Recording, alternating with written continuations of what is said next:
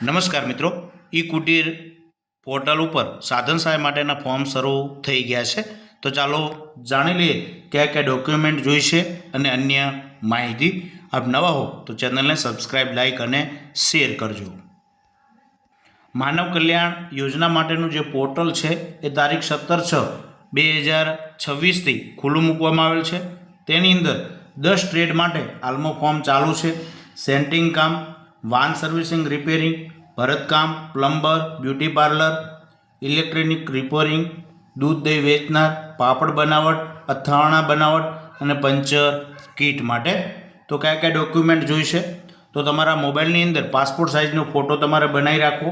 ત્યારબાદ આધાર કાર્ડ, ત્યારબાદ રેશન કાર્ડની પ્રથમ પાનાની તથા બીજા પાનાની પ્રમાણિત નકલ જેમાં આપનો સમાવેશ થયેલો હોય. ઉંમરના પુરાવા માટે કોઈ પણ એક જોઈશે, પુરાવા માટે પ્રમાણપત્ર. ત્યારબાદ જોઈએ તો ગ્રામ્ય વિસ્તારના બીપીએલનો દાખલો સ્કોર સાથેનો, અથવા શહેરી વિસ્તાર માટે સુવર્ણ કાર્ડની નકલ, આવકનો દાખલો.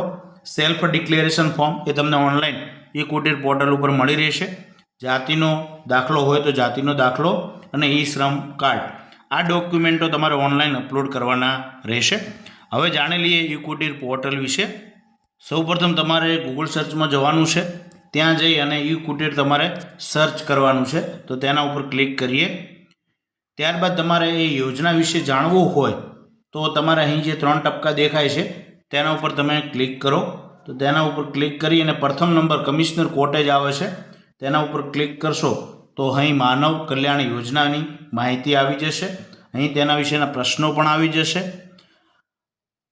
ત્યારબાદ તેના ઉપર ક્લિક કરશો તો તમને વધુ માહિતી જોવા જાણવા મળશે કે ભાઈ આવકનો દાખલો, કયા કયા ડોક્યુમેન્ટ જોઈશે, તમામ માહિતી અને સેલ્ફ ડિક્લેરેશન ફોર્મ પણ તમને અહીંથી મળી જશે. અહીંથી તમે ડાઉનલોડ કરી અને એ પ્રિન્ટ આઉટ કરી અને તમે ભરી શકો છો.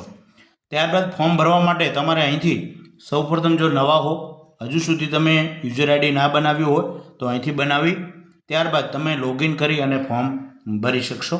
અન્ય કોઈ પણ પ્રકારનો પ્રશ્ન હોય તો જરૂરથી કોમેન્ટ બોક્સમાં જણાવતા રહેજો. થેન્ક યુ, આભાર. અમારો વિડીયો તમામ વોટ્સઅપ કે અન્ય માધ્યમ દ્વારા લોકો સુધી શેર કરવાનું ભૂલતા નહીં અને અમારી ચેનલને સબસ્ક્રાઈબ કરજો.